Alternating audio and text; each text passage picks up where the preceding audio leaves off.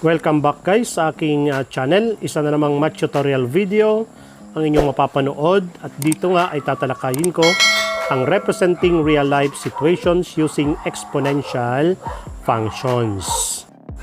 Isa sa mga topics ng general mathematics ng ating senior high school for grade 11. Marami sa totoong buhay kung saan ay ginagamit ang exponential functions. Una na rito ay ang pag-solve ng population growth or exponential growth. Pangalawa, pag-solve ng exponential decay, and letter C, compound interest at marami pang iba. At ngayon, i-define muna natin kung ano ba ang exponential function with base b. It is in the form of f of x equals b to the x, where b is greater than 0 and b is not equal to 1 and x is any real number. And meron din tayong transformation of exponential function with base b. It is in the form of f of x equals ab raised to the x minus c plus d, or y is equal to ab raised to the x minus c plus d, where b is greater than 0 or b is between 0 and 1 and b is not equal to 1 and a, c, and d are real numbers. Ngayon ay dumako naman tayo sa mga exponential models.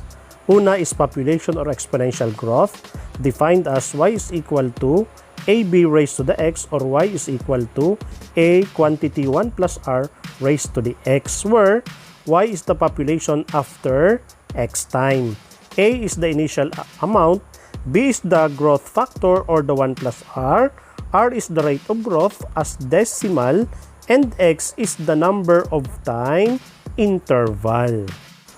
Next model natin ay exponential decay, described as y is equal to ab to the x or y is equal to a quantity 1 minus r raised to the x, where y is the population after t time, a is the initial amount, b is the decay factor 1 minus r is the rate of decay as decimal, and x is the number of time interval. And for our last exponential model is the compound interest, whose formula is a equals p quantity 1 plus r over n raised to nt, where a is the compound amount, p is the principal amount, r is the rate of interest, t is the time, n is the number of conversions. N equals 1 if annually, n equals 2 if semi-annually, n equals 4 if quarterly, and n equals 12 if monthly. And this time, proceed tayo sa steps on representing real-life situations using exponential functions. Number 1, what is the type of real-life scenario? Population growth ba? Exponential decay ba? Compound interest ba? Or iba pa? Number 2, what is the exponential model? Number 3, what are the given? And number 4, write a number sentence or the function. Inuulit ko na naman, mahalagang meron tayo mga steps para may guide tayo kung ano ang sunod-sunod na ating gagawin. Ngayon ay magtalakay na tayo ng ilang mga real-life scenario. Problem 1. In the time of pandemic, a certain province has initially 5 infected cases of COVID-19 virus. If the virus will not be contained, it will be double every month. What function will represent its growth after X months? Following the step 1, the problem is about population growth. It is clearly stated on the problem question. Step 2, the exponential model is to be used as y is equal to ab to the raised to the x or y is equal to a quantity 1 plus r raised to the x. Step 3, the given are a equals 5, b is equal to because it is double, and x equals x months. Step 4, the number sentence or the function is y is equal to ab to the x since the given are a, b, and x. By substitution, y equals 5 quantity 2 to the x. Therefore, the function that represents the growth after x months is y equals 5 quantity 2 to the x. Problem 2. A population of 5,800 triples every 20 years. What function will give the total population after X years?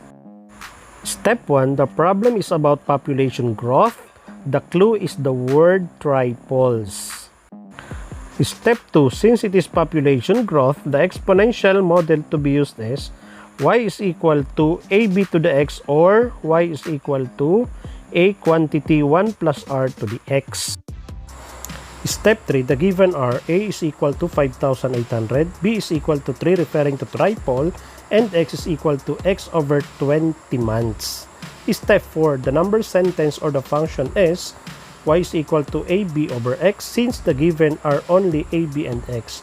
So therefore, by substitution, y is equal to 5,800 quantity 3 raised to the x over 20.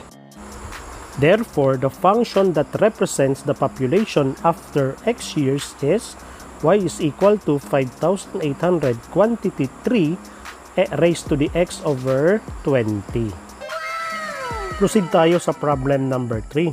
In a census, the population in a certain town is 61,723 with an annual rate increase of 1.2% per year. What function will models the future growth?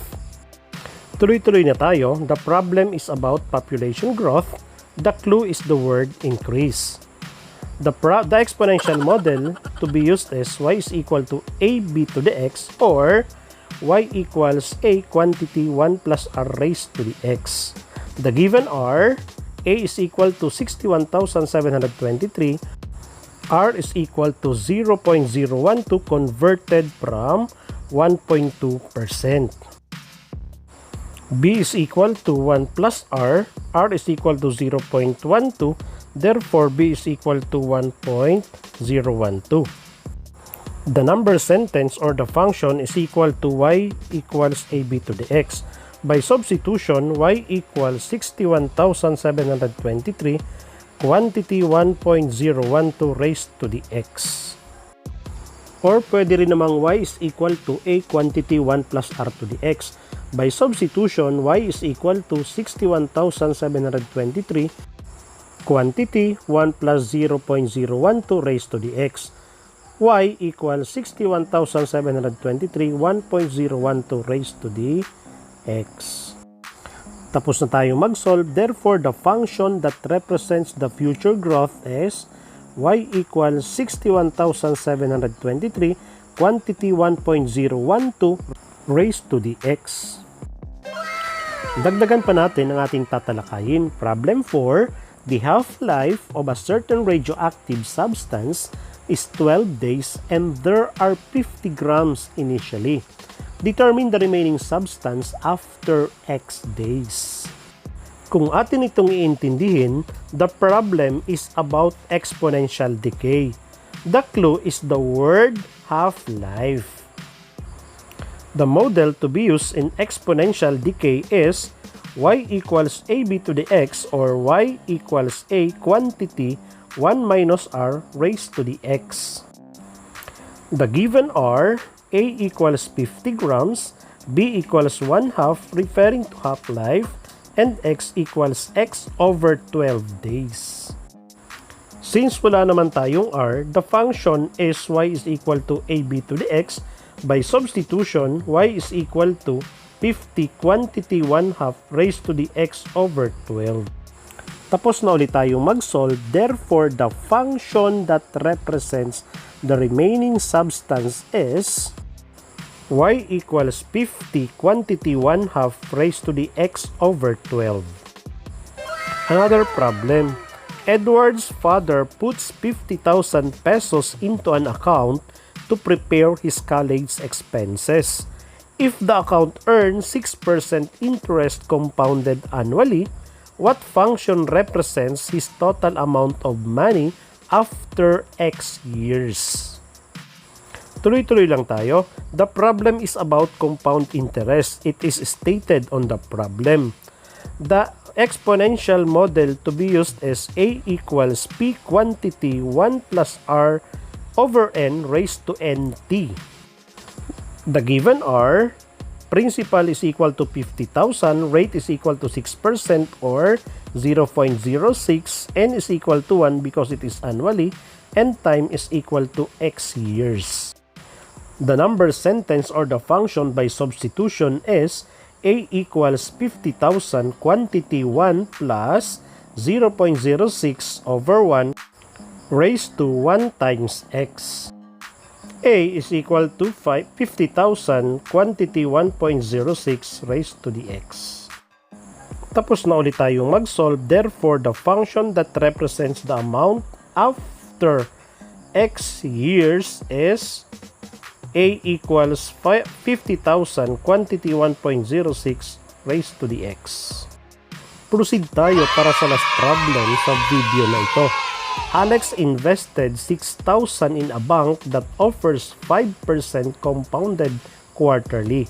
Write an exponential function that will give Alex the amount after investing X years. Still, the problem is about compound interest as stated on the problem. The exponential model is A equals P quantity 1 plus R over N raised to the NT. The given are 6,000 for principal, rate is 5% or 0.05, N equals 4 because it is quarterly, and time is equal to X years. Once again, the function by substitution is A equals 6,000 quantity 1 plus 0.05 over 4 raised to the 4 times x. And A is equal to 5,000 quantity 1.0125 raised to the 4x. Muli, tapos na tayong mag-solve. Therefore, the function that represents the amount after x years is A equals 6,000 quantity 1.0125 raised to 4x.